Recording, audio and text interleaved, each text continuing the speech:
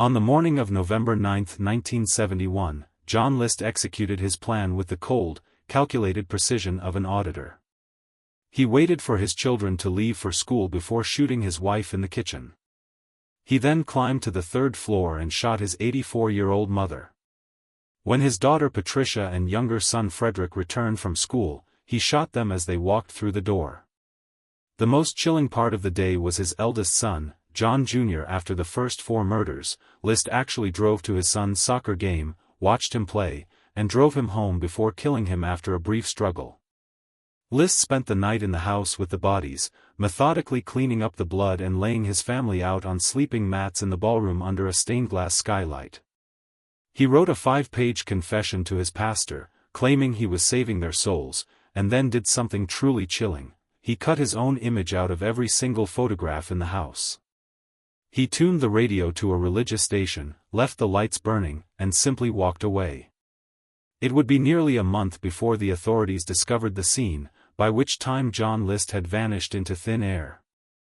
The story of John List is a haunting descent from the mundane into the monstrous, a tragedy of a man who decided that his own failure was a death sentence for everyone he loved.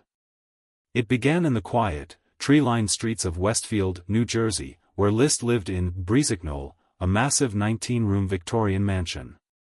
To the outside world, John was the personification of stability, a devout Lutheran, a meticulous accountant, and a veteran of 2 wars.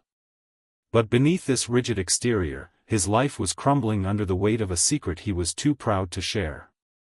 By 1971, List had lost his job at a local bank but couldn't bring himself to tell his family. For months, he performed a grotesque daily ritual, dressing in his suit, packing a briefcase, and spending his days at the train station or public libraries just to keep up appearances. He was drowning in debt, stealing from his mother's savings to pay the mortgage on a house he could no longer afford. In his twisted mind, a religious delusion began to take root. He believed his family was losing its way. His wife, Helen, was increasingly ill and had stopped attending church. His daughter was showing interest in acting, which he viewed as a path to sin. He became convinced that the only way to ensure their place in heaven was to kill them while they still held a shred of faith. For nearly 18 years, the trail was cold. List moved to Colorado, assumed the name Robert Clark, and rebuilt his life. He found work as a cook and then an accountant, eventually marrying a woman named Dolores who knew nothing of his past.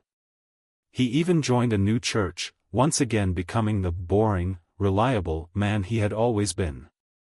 The case seemed destined to remain a mystery until 1989, when the TV show America's Most Wanted featured his story. Because no recent photos existed, forensic artist Frank Bender created a bust of what List might look like aged by 2 decades. Bender accurately predicted the sagging skin, the receding hairline, and most importantly, he chose a specific style of thick, intellectual-looking glasses. The broadcast changed everything. A former neighbor in Virginia recognized the bust immediately, noting the resemblance to the man living next door.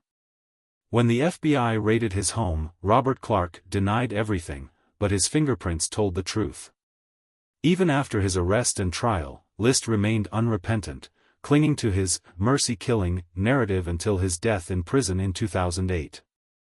The tragedy remains a landmark in criminal history, not just for its cruelty, but for the terrifying way a man could kill his entire world and simply start a new one as if nothing had happened.